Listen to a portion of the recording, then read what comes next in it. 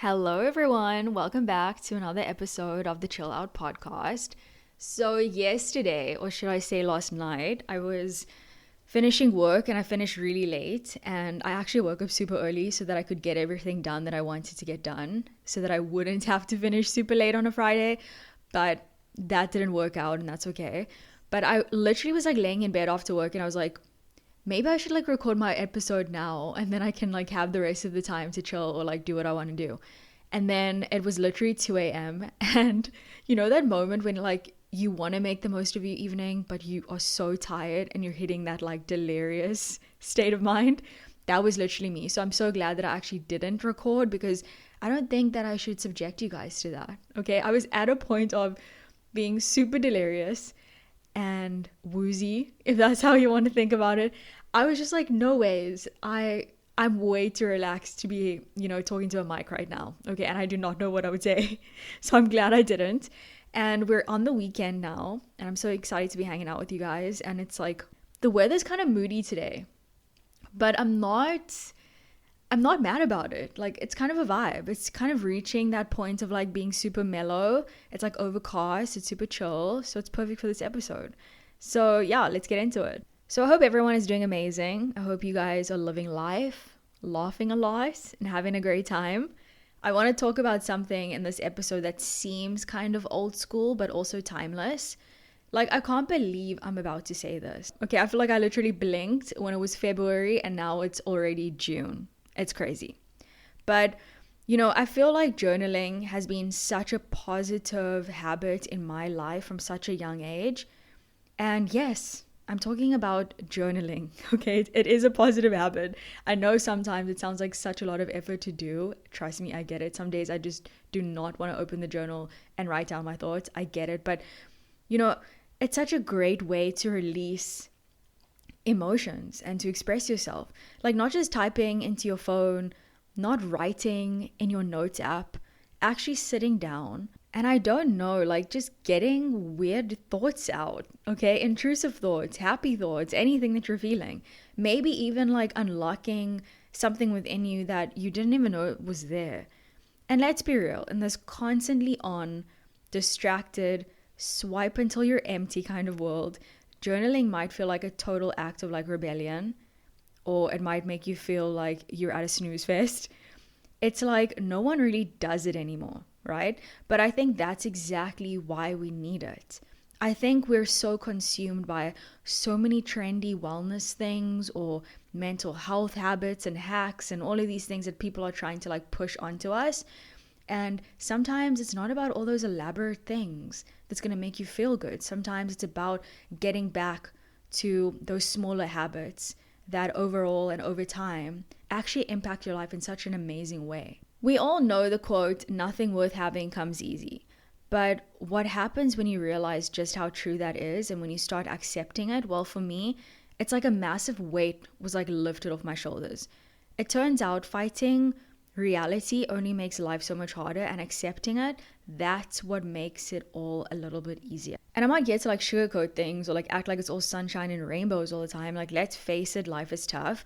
There are seasons when you feel like you're running in circles, where things just aren't clicking, and where it feels like the universe is like playing like a really bad joke on you. But when you accept that life isn't supposed to be just effortless, everything seems a little bit more manageable. And I want to explain why. I spent years battling against reality, thinking that if I just worked harder, I could avoid the discomfort of the grind. I wanted the rewards, but wasn't really prepared for the hard work it took to actually get there. And the truth, once I stopped fighting against the struggle, I found peace, accepting that things will be challenging, that growth takes time, and that life won't just hand you what you want without a little or a lot of effort, okay? And that takes the pressure off things, because when you start just being realistic, sometimes, I know I'm literally telling this to myself, but when you force yourself to like really look at your life and be fully honest about where you're at, that's when you're able to start making those necessary changes in order to pivot or change your life in a totally different way that's going to make you feel better and improve yourself. Struggle is the stuff that leads to growth. Struggle is where magic happens, and I know that you know this. Whether it's like building a career or working on your mental health or even learning how to deal with a breakup, Struggle is the process that ultimately shapes us into the people that we're meant to be. And I always talk about this, but I am not someone that likes change. I like to think that I am, because it is a freeing experience when you kind of like change up your environment or change up your appearance or just try a new thing. Okay, it's always fun and it makes you feel so alive. But when it comes to like routine things, and I'm someone that likes structure, or for example, when you end a really long-term relationship and now you kind of have to figure out life on your own because you don't have that person anymore, it's a bit challenging. And you kind of like hold on to a lot of things because it feels so good and so familiar. And I hate having to let go of anything that just feels good and feels familiar. Okay, so I'm not someone that likes change, but I've learned to like stop fearing it so much, and also understanding that the struggle is inevitable, and rather than like resisting it, I learned to rather lean into it. I realized that sometimes the greatest lessons come from the most challenging experiences, and in that sense the struggle kind of became part of the journey, not just like an obstacle that I needed to avoid. Think about it: when you're at the beach or you're surfing, okay, and you are so afraid of getting really knocked out by the waves, okay, and that white water can sometimes feel so scary when you're like underneath it. But when you kind of just like embrace it and just like dive right in and get knocked a few times by the waves, it starts to feel freeing, okay, and you start to feel a bit more alive, and you slowly start releasing that fear that you once had, and you're just kind of like allowing it to happen. And from there, I feel like you're able to like tap into a sense of like power within yourself, where you just feel free and you feel confident in yourself and you're just allowing things to happen. And that is such a beautiful thing. Like sometimes you need to be knocked by a few waves, okay, and just get back up again. It's just part of life when you just kind of just let it happen. It's inevitable, and all you can really control is picking yourself back up again. When you're like in the grind, it's easy to lose sight of why you're even working towards something. But when you step back and look at everything that you've accomplished, regardless of how big or small, there's a lot to be proud of, and sometimes that's the real reward. It's not just about like that end result or that big goal, but how you've actually evolved to get there. Like I started working when I was 18 years old, and well, just at the end of my 18, I think, or 19. Yeah, 18 or 19, I don't know. Okay, I feel like I've lived so many lives. But I've been working from a very young age. I didn't immediately go and study. So I feel like I've evolved so much from those types of experiences. And thinking to where I'm at now, I would have never believed you if you had to tell me that I would be able to actually afford my own apartment. Okay? I would have not believed you that I could actually afford to pay for a car. So you never know where life is going to take you. Okay. Sometimes we get so fixated on like that main goal and that main like vision that we have for our lives. And that's so good because it drives us every day. Okay. Especially on those tough days. It pushes us forward. Okay. And thank goodness for that. But sometimes you got to stop, smell the roses, enjoy the process, reflect, and see how much you've actually evolved in your life. There's a certain power that comes from realizing that you're on your own timeline. What someone else is doing doesn't matter. What matters is that you're showing up for yourself and doing the best that you can, and that's enough. The big lesson that I've learned is simple. Nothing in life comes easy, but that doesn't mean it's not worth it. Struggle is part of growth, and growth is the thing that will push you forward. Accepting that life won't be a walk in the park makes the challenges more manageable. It's kind of like, when you're working in customer service and you have to like manage expectations. That is what this is about. It's managing your own expectations so that it doesn't avoid, you striving for what you want. It kind of makes you be more realistic, okay, and more intentional about what you're doing, but also understanding that things take time, okay? Nothing is perfect. It's when we stop resisting that we can actually make some progress. It's when we embrace the grind that we begin to see how much we're actually capable of. So why journaling? Why now? It might seem silly, but in a world where everything is designed to get our attention outside of ourselves, social media, work emails, group chats, the list goes on, you kind of have to reclaim your own thoughts. If you're not documenting your own life, how will you ever process it? It's like we're living on autopilot. You kind of just get up, go through the motions, get stuff done, and then wonder why you're in a funk. Literally. Well, maybe it's because you're not checking in with yourself.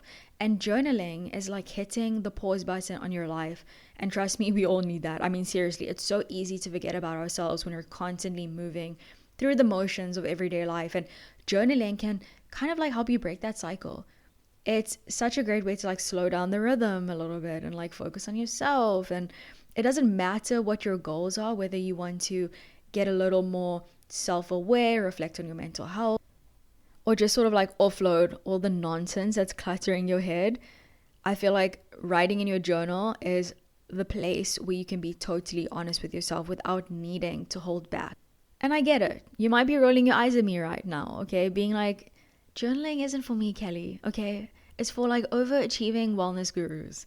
But hear me out, okay? Journaling is literally self-care. Let's put this into perspective. We're constantly looking for ways to fix our mental health, trying new skincare routines, meditation apps, scrolling through Instagram for the perfect self-help quotes. In my opinion, you're not going to get any self-improvement from Instagram. But hey, that's to each their own. But none of that compares to the self-therapy of putting your thoughts on paper. And journaling is like giving yourself a space to just be. No one is judging you, no one is interrupting you, and no one is expecting you to be like this perfect person. And the cool part is, journaling doesn't need to look a certain way. Some days you're like writing out your biggest, wildest dreams. Other days it's gonna be like, oh, I'm not in a mood, okay? Let me just vent.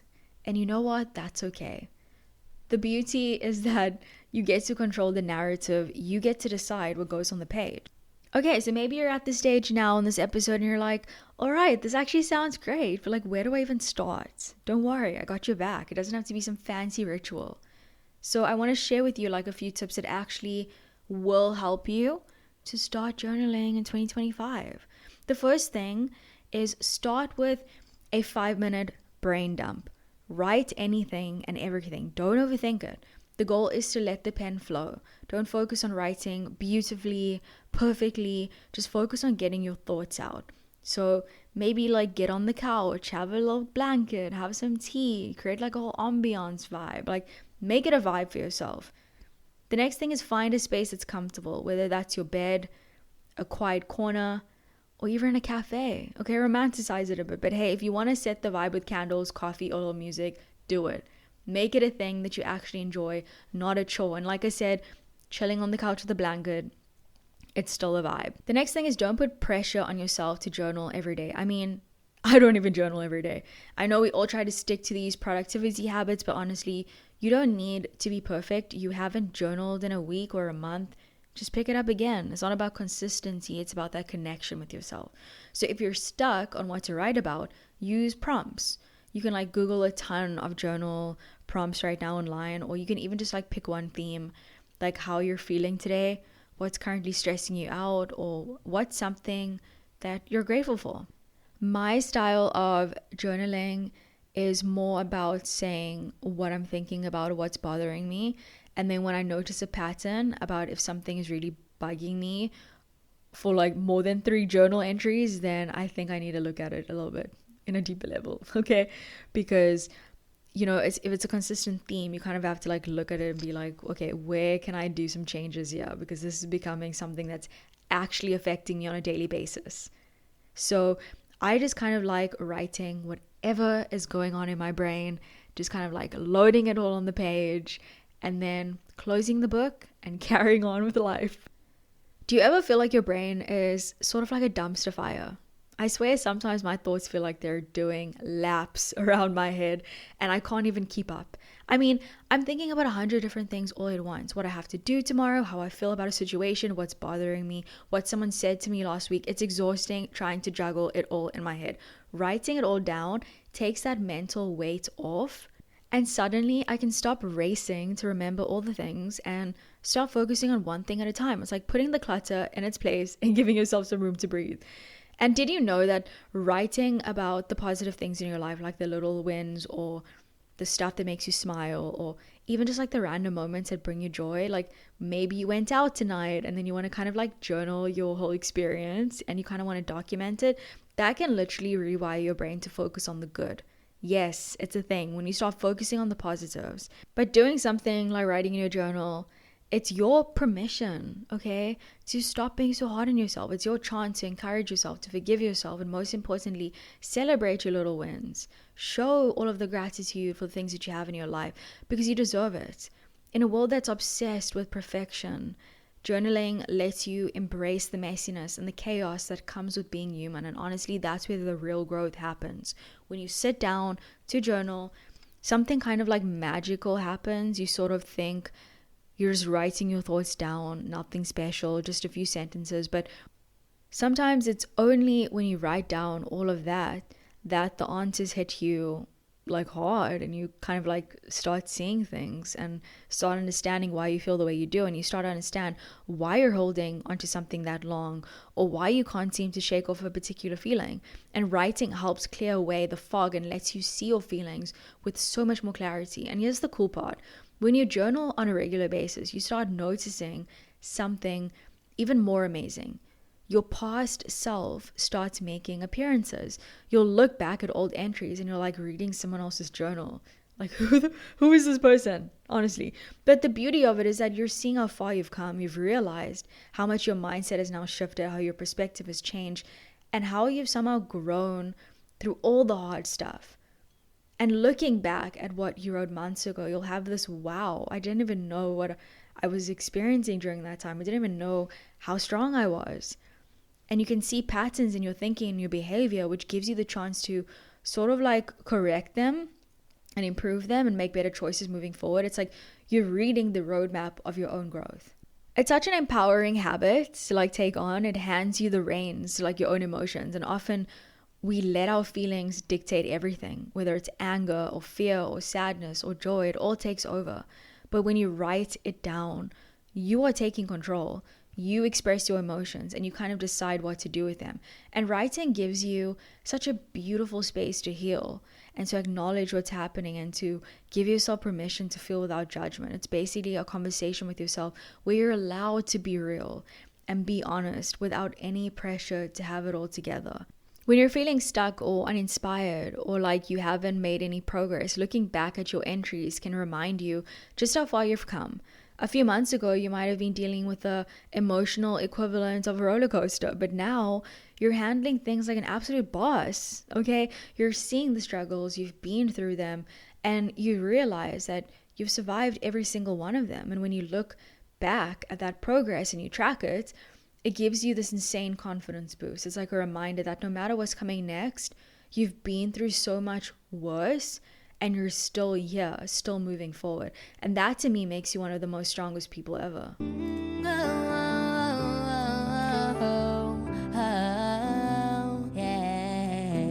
And let's not forget about actually building self-trust. The more you journal, the more you start trusting yourself. You can see how you've handled a tough situation before, and you realize that you can get through the hard stuff. And looking back on your fears and your struggles and your heartbreak and your victories, you start to see that you've made it through things that you once thought you couldn't. And that self-trust is invaluable. It's a constant reminder that no matter what life throws at you, you've got the skills and the strength to handle it. So I probably watch the Cancel podcast way more than I need to, and it has nothing to do with them, okay? I love Brooke and Tana and Paige. They're like so cool. But I just love watching that podcast. It just makes you feel like you're hanging out with like your friends and you're having real conversations. And there's something so beautiful about that podcast that is so relatable and so real. And, you know, as someone who does spend a lot of time alone, and it kind of feels like you're hanging out with your friends when you watch it. And even though it's literally just me and like my laptop, some wine, charcuterie, and let's be real, spending a lot of time alone can feel isolating.